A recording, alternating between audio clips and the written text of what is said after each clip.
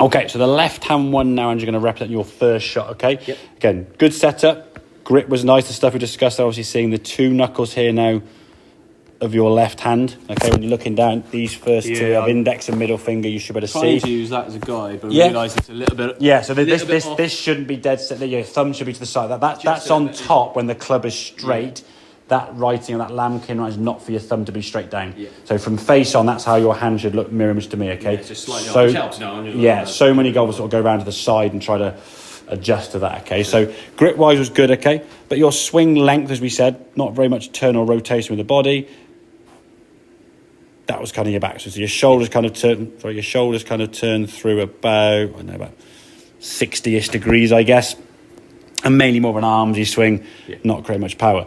Then you sort of transitioned to a bit of turn. So your rotation was better, but this knee started going forward, as you'll see in this case here now. Keeping that. So you've turned better, but now your knee's gone forward. So that's going to put a lot of stress on your groin and your lower half this way. Your weight distribution now is going to be going left. And now as you come back to the golf ball, it's going to throw you back, which is something we'll probably look at going down the line in more future sessions. But that left knee doing that is going to really encourage that leaning back. Okay, as you put more speed to, you'll see in this right-hand one, even though the backswing was pretty decent, if we compare kind of the backswings from where you started there to that better rotation to, if we go back to the practice swing here, that rotation there, the club's gone further, your shoulders have rotated 90 plus, and the knee is cupping in this way, okay? The knee hasn't moved there, but then you weren't turning at all. The knee, you can see sort of bracing out that way. It's destructive with your balance. You're going to be going your toes too much. That's your main kind of thing. Keeping that knee, and then once you get. And what I would suggest is one of the moves you do, now this would be kind of one of your kind of anti-moves this way. You'll see with your left knee, the knee go. That was decent there. Then you step to the golf ball, and because you felt this was wrong, you stopped, but your knee will up, and it really collapsed. You sort of kind of almost initiate that movement, okay? So you can see the club's almost being pulled now with the club shaft pulling the knee, okay? Yeah. The knee is going to move as you get to about here, and just to help you rotate. So the swing itself starts really from up in the shoulders up here. That rotates, then they rotate, and that sort of kicks in this way. So if I'm turning this way now, I'm turning my shoulders, then my hips come in. As the hips, the knee, exactly. It's sort of like a sort of spiral staircase. As you get to the top of the backswing here now, then you unwind the spiral staircase back up again, yeah?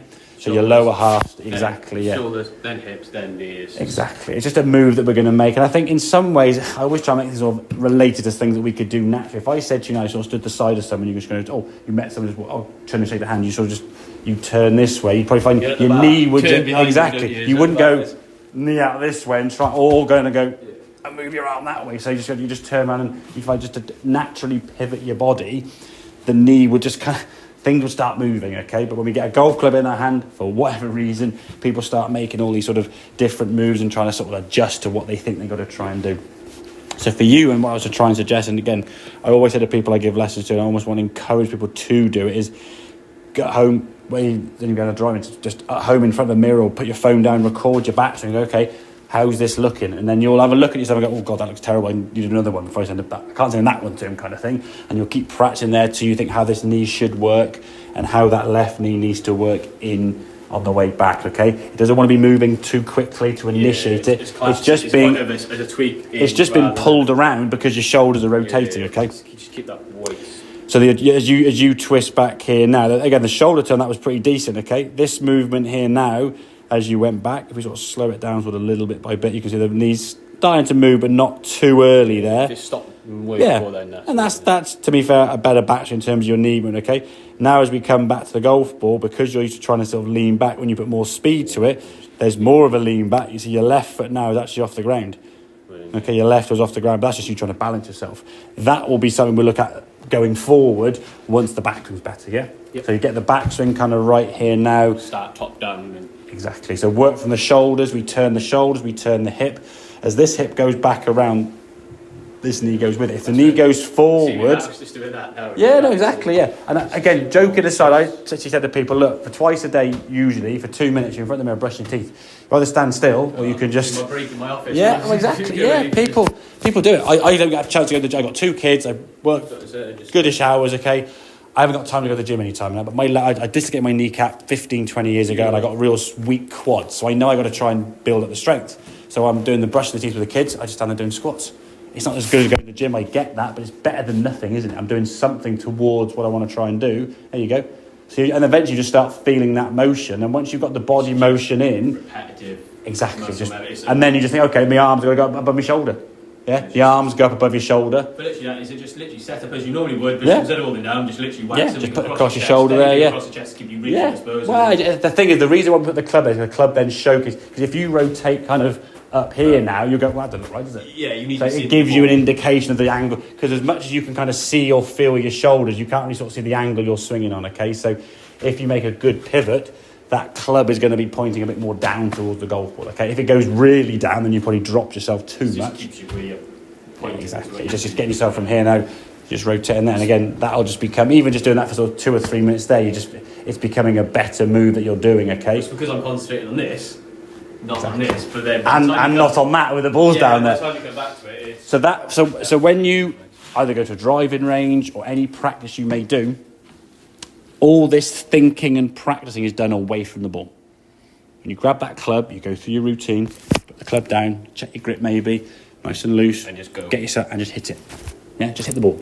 Don't think about, am I doing this, or don't stand over the ball. It was against what the one thing exactly, you see so many, again, I'm a people watcher by nature, my job helps obviously, but I love going to the range and you see guys over the ball and they're doing this.